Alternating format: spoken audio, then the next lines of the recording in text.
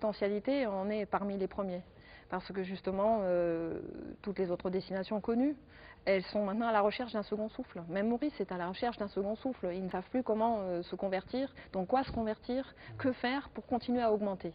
Ils sont déjà en régression. Ils ont 700 000 touristes, mais leur taux d'augmentation a sérieusement diminué. Donc nous, on a encore, tous les challenges sont encore devant nous. On peut tout développer. Moi, je voudrais revenir sur la cherté de la destination Madagascar, puisque c'est un fait. Je pense que les organismes ont calculé qu'il faut à peu près 3 000 €. Le budget d'une famille qui vient à Madagascar, c'est 3 000 € par personne pour passer 15 jours, 3 semaines. C'est hyper cher quand on pense aux billets d'avion, au prix des transports, au prix de l'hébergement d'une certaine qualité. Vous n'êtes absolument pas concurrentiel pour des destinations comme le Maroc, la Thaïlande, où on fait des forfaits à moins de 1 000 €. C'est clair, mais tout est une question aussi d'objectif. Moi, je dirais que bon, tout ce qui est rare est cher. Donc pour l'instant, Madagascar reste très exclusif par son accès et par son coût. Donc, par le peu de nombre de places offertes à Madagascar. On a peu de places d'avion et peu d'hôtels. Tout colle finalement, donc on a peu de clients. Donc c'est cher. Bon, maintenant, faire du développement... C'est cher, mais c'est pas seulement de bonne qualité en plus. Exact. Bon, maintenant, il y a plein de... On ne peut pas quand même accuser que les opérateurs d'être trop chers. C'est que beaucoup d'intrants sont chers aussi, puisque notre secteur ne bénéficie d'aucun régime fiscal favorable ou incitatif. Nous n'avons même pas le statut que les zones franches, alors que nous faisons tout notre chiffre d'affaires en monnaie étrangère, principalement. Donc, quand on sait le prix d'achat maintenant, que la détaxation est terminée, quand on veut acheter un 4x4 qu'on veut louer aux touristes et qu'on va le payer déjà 2 fois plus cher que le 4x4 coûte dans son pays au départ, il est évident qu'on est obligé de le louer. On ne peut même pas le louer le double de ce qu'il devrait coûter, mais on va le louer de l'ordre de 50 € par jour. C'est déjà une grosse partie du budget du voyage. Les hôtels sont, pour certains, c'est vrai que les prix ne correspondent pas à leur qualité si on se compare aux standards internationaux. Maintenant, les hôteliers se défendent en disant oui, mais moi, pour investir ici, j'ai payé tout 2 fois plus cher. Parce que c'est un mythe de dire que c'est pas cher d'investir sous prétexte que la main-d'œuvre n'est pas chère. Un hôtel, c'est pas que de la main-d'œuvre. Souvent aussi, le prix de revient d'un bel hôtel en brousse est, comment on peut dire, artificiellement cher. Je ne sais pas si je me fais bien comprendre, parce qu'on n'a aucune infrastructure qui est fournie. Donc dès qu'on se met en dehors des grandes villes, on est obligé de produire soi-même son électricité, son eau, on est obligé d'acheter son avion privé pour y aller ou son bateau. On fait tout de A à Z. Il n'y a aucune infrastructure fournie par l'État. Tout à l'heure, Madame la Présidente, vous avez mentionné le mot non-stop. Nous, il faut qu'on s'arrête un petit moment pour la page publicitaire. Et on revient tout de suite avec la question sur la partie hébergement dans cette émission, l'interview sur le tourisme. Tout à l'heure.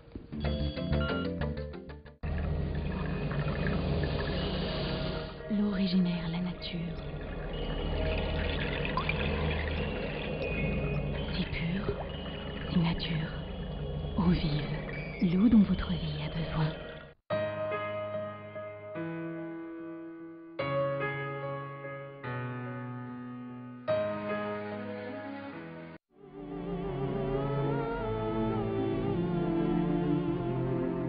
Cette merveilleuse harmonie entre beauté et allure éblouissante,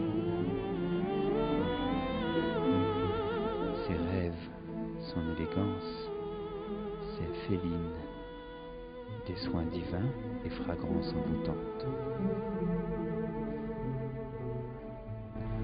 Féline parfum beauté, une valeur authentique.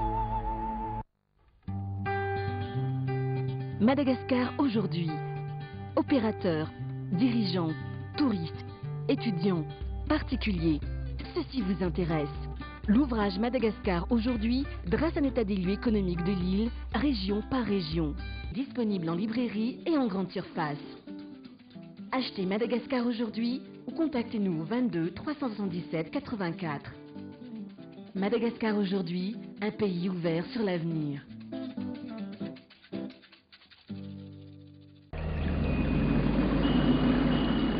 Il faut boire 1,5 litre d'eau chaque jour. Si pure, si nature, eau vive, l'eau dont votre vie a besoin. L'émission L'Interview sur le tourisme, troisième partie avec Steve Manier, première question. Oui, parlant d'hébergement, comme Guillaume l'a dit tout à l'heure, les prévisions gouvernementales concernant les arrivées des touristes internationaux en 2007 sont très ambitieuses, hein. Les chiffres le disent bien, c'est-à-dire 500 000 touristes internationaux en 2007. Mais est-ce que vous pensez que le parc hôtelier actuel suffit-il à accueillir donc tout ce beau monde? Actuellement, la capacité hôtelière de Madagascar serait, d'après le ministère du Tourisme, de 853 hôtels, qui représentent environ 10 000 chambres, dont la plupart, d'ailleurs, plus de la moitié, ne sont pas classées en catégorie étoile. Donc, à Maurice, pour faire un parallèle, il n'y a que 100 hôtels. Pour 700 000 touristes, ils ont 100 hôtels. Et dans ces 100 hôtels, ils ont plus de 10 500 chambres, dont plus de la moitié à plus de 3 étoiles internationales. Donc pour moi, ça veut tout dire. Ça veut dire que ce n'est pas le nombre d'hôtels forcément qu'il faut augmenter ici, mais peut-être avoir quelques chaînes phares. On n'en a qu'une, on a une chaîne qui s'appelle le Venta Club, qui à elle seule déjà dans ses 853 hôtels en a 200. Hein, donc, non, qui a 200 chambres, pardon. Chambres, ouais. Et on voit déjà l'effet que ça fait. Là, ça fait une locomotive sur Nosy-Be, même une ligne aérienne complète, quoi, Milan-Nosy-Be. Donc, on a besoin de quelques locomotives, grosses locomotives, pour pouvoir améliorer notre capacité d'accueil. Et aussi toute une augmentation d'infrastructures d'hébergement au niveau des parcs nationaux, qui en ont vraiment pas assez. Il y a beaucoup de parcs nationaux, mais très peu d'hébergements. Et on ne peut pas vendre du camping à toute cette clientèle. Et donc, pour atteindre cet objectif, il faut vraiment trouver des investisseurs qui construisent des hôtels. Les investisseurs, il y en a plusieurs qui ont été annoncés. Vous avez parlé de Legacy tout à l'heure. On parlait d'un groupe mauricien qui s'appelle Burlton, je crois. Donc on a parlé du Novotel. Finalement, ils ont envie de venir, mais ils ne viennent pas. Quel serait le signe fort que pourrait montrer le gouvernement malgache pour que ces investisseurs viennent? De quoi ils ont besoin? De financement extérieur? Ils ont besoin d'une baisse du taux de la TVA? Ils ont besoin d'un coup de pouce fiscal? De quoi? En gros, ils attendent qu'on leur dise vraiment bienvenue. C'est-à-dire que s'ils viennent mettre leur argent à Madagascar, ils voudraient être sûrs de ce placement. Donc ils veulent une stabilité politique avant tout. Donc ils nous observent. Oui, mais une stabilité à long terme. On ne peut pas amortir un hôtel de 200 chambres en 2 ans. Donc si la stabilité, ce n'est qu'un mandat présidentiel, c'est trop court. Donc il voudrait avoir une stabilité à long terme, au moins sur 10 ans. Il y a cet éternel problème de terrain qui revient, de foncier. Bon, maintenant, pour les gros investisseurs, on peut dire qu'il est supprimé, puisqu'on peut acheter un terrain à partir de 500 000 $ d'investissement. Donc ce n'est pas un problème majeur, je dirais. Et puis c'est vrai aussi qu'ils espèrent, comme le groupe Lacor l'a espéré, en contrepartie de leur investissement à Madagascar, un geste. Donc ce geste serait un code des investissements. Un code des investissements type zone franche, par exemple, pour le tourisme. Ça pourrait réellement, ça serait un vrai signe fort. Là, vous parlez des investisseurs de l'étranger qui veulent donc investir à Madagascar, mais pour vous qui êtes sur place, on parle de taux de la Banque centrale à 16%. Vous-même, vous avez mentionné quelques barrières qui vous freinent à aller vers l'avant. Il faut être assez téméraire pour persister dans ce métier. C'est clair que ça fait partie des axes de lobbying de GoTo Madagascar. Nous demandons en fait depuis notre début, depuis 2002, pour la relance déjà, on en avait vraiment besoin mais on ne l'a pas eu, nous demandons le retour d'un code des investissements. Parce que ce code qui a existé il y a une dizaine d'années, il était intéressant. Et puis si ce code est appliqué de manière plus contrôlée, parce qu'il y a eu des dérapages, c'est vrai, mais s'il est plus contrôlé, il pourrait vraiment contribuer à nous aider.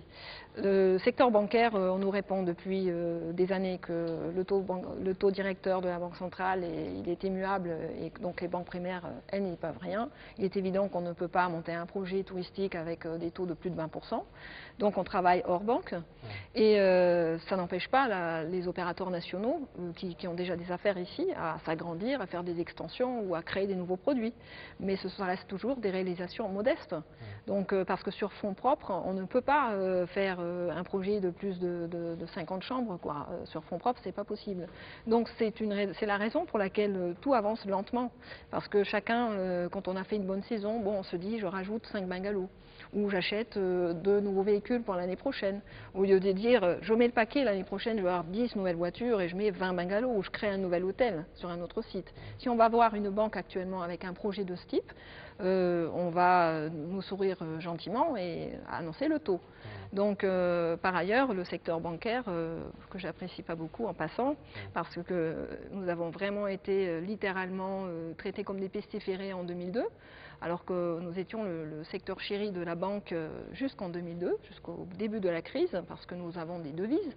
Maintenant, il y a pas mal d'opérations de charme, ils essayent de nous récupérer, mais personne n'est dupe. Donc, quel est aussi l'intérêt pour un secteur comme le nôtre qui est tourné vers l'export, c'est-à-dire on exporte la destination et on touche des euros pour ça. On n'est même pas motivé au niveau d'une banque nationale, on n'est même pas rémunéré pour avoir un compte en euros ici et on ne peut pas non plus disposer librement de son compte euro à Madagascar. Donc c'est quand même un frein considérable. Pourtant, ce sont des banques étrangères. Oui, ou mixtes, mais bon, elles se plient tous à la même règle. Alors, là, on vient de parler donc des investissements en termes d'infrastructure, mais sur l'investissement dans le personnel, comment ça se fait que, par exemple, à Madagascar, il n'y a pas d'école de guidage? Pourtant, nous, on veut lancer l'ornithologie, tout ce qui concerne les insectes. Comment ça se fait?